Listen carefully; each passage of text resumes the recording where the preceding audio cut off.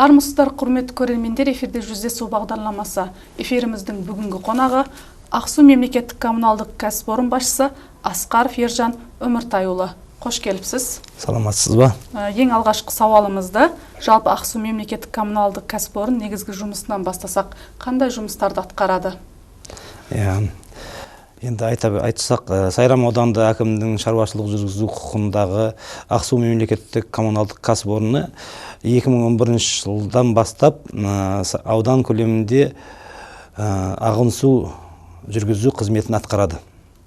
Енді кәсіпорынның басқару органы аудандық кәсіпкерлік және ауыл шаруашылық бөлімі тарапынан басқарады. Біздің кәсіпорынның басты негізді мақсаты аудан көлемінде ауданды сумен қамтамасыз ету. Яғни осы жерде айтатын болсақ, бүкіл аудан бойынша каналдар мен арықтар арқылы шаруаларға және үйіргелік жерлерге су жеткізу. Бізде кәсіпорынға келіп тоқталатын болсақ, біздің ауданында 55 канал арқылы ауданды сумен қамтамасыз етеміз. Оның 46 каналы Сайрам аудандық коммуналдық меншігінде.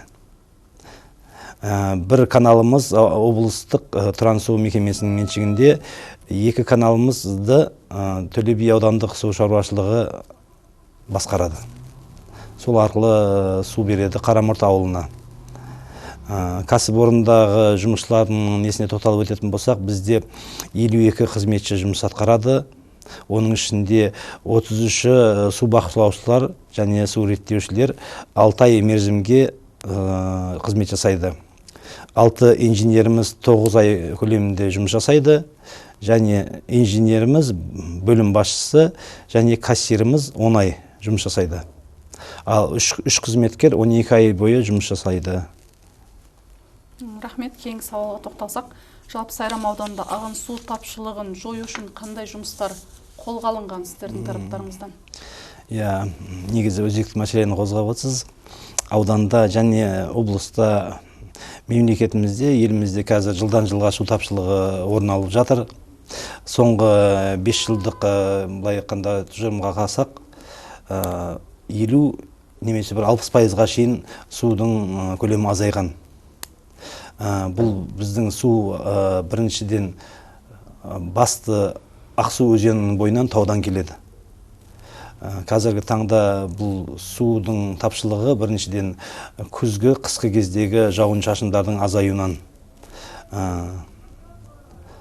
Біз бұл бойынша бірнеше қызметтер жасап, зерделеу жасап, қазіргі таңда ауданда су қоймасын, су бөгетін жасап, қысқы уақыттарда, күзгі уақыттарда су жинап, су азайған уақытта суды үнемдеп жеткізу мақсатында біраз жұмыстар жасап атымыз. Зерделеу және геология, гидрология жұмыстарын жасап, осы мақсатта бірнеше қызмет жұмыстар жасадық. Одан кейінгі басты мәселе, бізде суды үнемдеу барысында қазіргі шаруаларға суды үнемдеп, тамшылап суғару бойынша қазір түсіндірме жұмыстарын жасап жатырмыз. Осы мен жұмысқа келгелі бері 4-5 шаруалар сол тамшылатып суғару несіне өтті. Ол тамшылатып суғардың тиімді екенін осы біз аудан тұрғындарына түсіндіріп жеткізсек, болашақта біраз шаруалар сол тәсілге өтеді деп өзім сенемін. Рахмет, кейінгі сұрағымыз, қазіргі таңда каналдарды тазалау жұмыстары қай жерлерде жүзеге асырылып жатыр? Қай ауыл округтерде? Енді бізде биылғы жоспар қойғанбыз. Жоспарға сәйкес 110 шақырымды тазалаймыз деп жоспарладық. Қазіргі таңда 40 шақырымнан астығын тазаладық. Ол бізде Қарабұлақ, Манкент, Ақбай ауылдарында және Аққала ауылы, Қанқорған ауылдарында жүзеге асырылып жатыр. Әлі де тазалау жұмыстары қарқынды жүріп, бізде уақыт жоқ.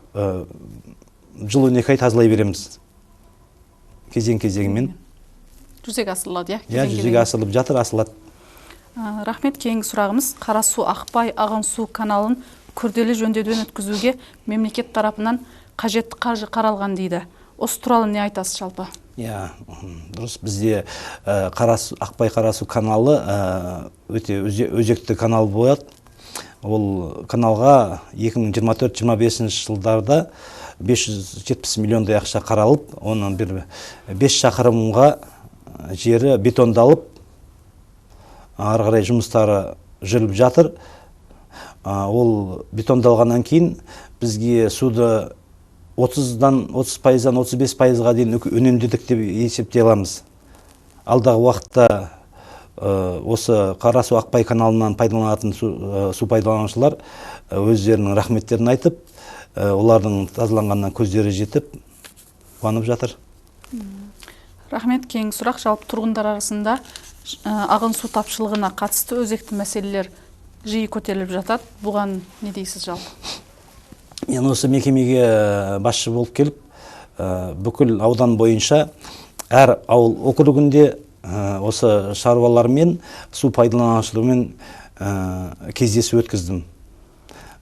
Өзім сол кездесулерде өзекті мәселелер бізде жаз айларында су азаяды, кезекпен бересіздер, сол кезекті реттесе деген ұсыныстар болды. Енді бұл тарапында айтатын болсақ, жаз айларында, шілде айларында су тауда да азаяды. Сол себептен біз сол су азайған кезде график бекітіп, аудан әкімдігімен кезегімен 4 күн, 5 күн аралығында кезекке қойып, ауданды сумен қамтимыз. Сол кездері кішігірім бір түсініспеушіліктер болады. Бірақ алдағы уақытта сол түсініспеушіліктердің алдын алу бойынша жұмыстар жасап, қазіргі таңда әрбір су бақылаушыға, гидротехниктерге тапсырмалар берілді. Былай айтқанда ашық жұмыс жасап, әділ жұмыс жасайды деп айта аламыз. Сол ауыл округтеріне жалпы сол кезең-кезеңмен берілетін болады ағын су. Рахмет. Жалпы енді сұрағымыз, алдағы уақыт еншісінде атқарылатын жұмыстарға, жоспарларға тоқталып өтсеңіз. Енді біздегі осы Ақсу коммуналдық кәсіпорынға келгелі біраз өзекті мәселелерді көрдік, халықпен тыңдап жүрміз, және де алға жоспар қойып жатырмыз. Бірінші кезекте бізді су тапшылығын болдырмау мақсатында зерделеу жұмыстарын жасап, осы бір жылдың көлемінде жұмысқа келгелі бері 11 арық каналдарды егесіз деп танып, коммуналдық меншікке өткізу бойынша жұмыстар жасалды. Ол бойынша әрбір ауыл округі өздерінің территориясындағы каналдарға қазір құжаттар дайындап, рәсімдеп жатыр.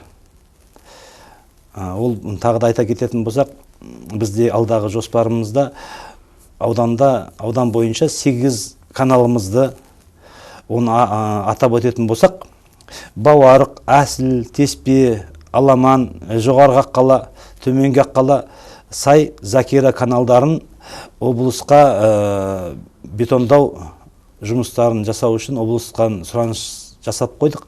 Сол бойынша қазір жұмыстар жүріп жатыр.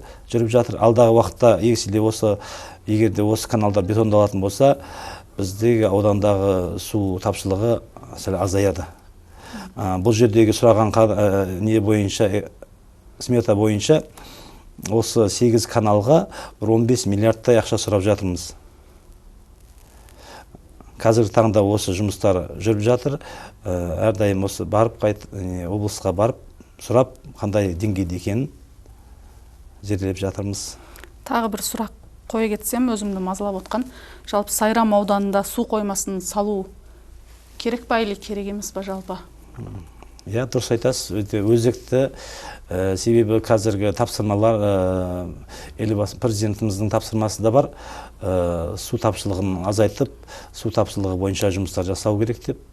Сол бойынша мен жұмысқа келгелі аудан әкімімен жолығып, аудан әкімінің тапсырмасына сай жеделеу жұмыстарын жүргізіп, біздің жоғарғы Аққала платинамыздың жоғары жағынан орынды тауып, сол жерден мынау кішігірім бөгеттер жасап, енді қазіргі жоспарға сай 4 или 5 бөгет жасасақ, әрбір бөгетте 500 мыңнан 700 мың арасында су жинап, су тапшы уақытысында сол суларды пайдалансақ деп жоспарлап жатырмыз. Одан бөлек бізде мынау Әсіл арықтың бойында кішігірім су бөгеті болған. Ол бөгет бойынша да қазіргі таңда Қайнарбұлақ ауыл округінің әкімшілігімен бірлесіп зерделеу жұмыстарын жасап жатырмыз. Алдағы уақытта осы жоспарларымызды жүзеге асырсақ, біздің ауданда су тапшылығы болмайды деп сенеміз. Жалпы тағы бір сұрақ қой кетейін. Жалпы Қарамұрт ауыл округі Төле би ауданына жақын. Ол жақта да қандай жұмыстар? Енді Қарамұрт ауыл округі бізде де өзекті ауданда, себебі Қарамұрт ауылы біздің ауданымызда ең жоғарыда тұрған ауыл округі. Ол жерде де өте шаруалар көп. Бұл айтқанда өнімді көп беретін біздің ауыл округінің бірі. Ол жерге Қарамұрт ауылына Кент Балдыберек және Олжалы деген 2 каналдан су келеді. Ол судың каналдардың басы Төле би ауданынан алады. Сол себептен Төле би ауданының су шаруашылығы Қарамұрт ауыл округіне су береді, су беру қызметін атқарады. Ол бойынша биыл қаңтар айында Қарамұрт ауыл округінің халқымен кездесіп, ол кездесуге Төле би су шаруашылығының басшысын шақырып, сол жердегі өзекті мәселелерді көтеріп, екі ара келісім шартқа келіп, қазіргі таңда су беру жұмыстары басталып жатыр. Соңғы сұрақ, жалпы аудан тұрғындарына айтар ұсыныс пікірлеріңіз, кеңесіңіз болса? Негізі осы сіздің телеарнаны пайдаланып, мен де қуанып отырмын. Аудан халқына, Сайрам ауданының су тұтынушыларына, шаруаларға, баршаңызға осы Ақсу коммуналдық кәсіпорнына келіп, әрқайсыңыз келісім шарт жасап, төлем ақысын істеп, суды ертерақ алуға әрекет жасаңыздар. Біздің кәсіпорын негізі суды сатпайды, суды жеткізіп бергеніне ақша төленеді. Біздің Ақсу коммуналдық кәсіпорын мемлекеттен қаржыландырмайды. Біз өз-өзін қаржыландыратын кәсіпорын болғандықтан, бізге маңызды осы шаруалардың су науқаны басталғанша ертерек келіп, келісім шарт жасап, суды алуға дайындалса, және де әрбір бізде шаруалардан бөлек үйіргелік жерлер бар, үйлерге су алу. Ол жерде де бізде әрбір ауылда өзіміздің су бақылаушылар бар. Сол бақылаушылармен келісіп, әрбір азамат өзінің ауласының арықтарын тазалап, өз үлесін қосса, еліміздің су тапшылығына әрбір азамат, әрбір жанұя үлесін қосып, мен ойлаймын, бірлесіп істеген жерде тірлік болады. Қазіргі таңда жұмыстар қарқынды жүріп жатыр. Алдағы уақытта осы ауданның су тапшылығын болдырмауына біраз жұмыстар жасаймыз. Біріншіден аудан әкімдігіне үлкен рахмет. Бұлай бізді қолдап отыр, кәсіпорынды, ауыл шаруашылық бөліміне рахмет айтамыз. Дер кезінде бізге қажетті мәліметтерді беріп, бізге керекті талаптарымызды орындап, бізге жәрдем беріп жатыр. Сіздерге де сәттілік. Осы Сайрам ауданының Ақсу коммуналдық кәсіпорны алдағы уақытта үлкен жетістіктерге жетіп, аудан көлемінде су тапшылығын болдырмауға жұмыс жасайды деп сеніммен айта аламыз. Рахмет, Ержан Өміртайұлы, біздің студияға келіп сұхбат бергеніңіз үшін алғысымызды білдіреміз. Алдағы жұмыстарыңызға сәттілік тілейміз. Құрметті көрермендер, бүгінгі біздің жүздесу бағдарламасында Ақсу мемлекеттік коммуналдық кәсіпорын басшысы Асқаров Ержан Өміртайұлы болатын. Осымен хабарымызды аяқтаймыз. Эфирде келесі жүздескенше аман сау болыңыздар.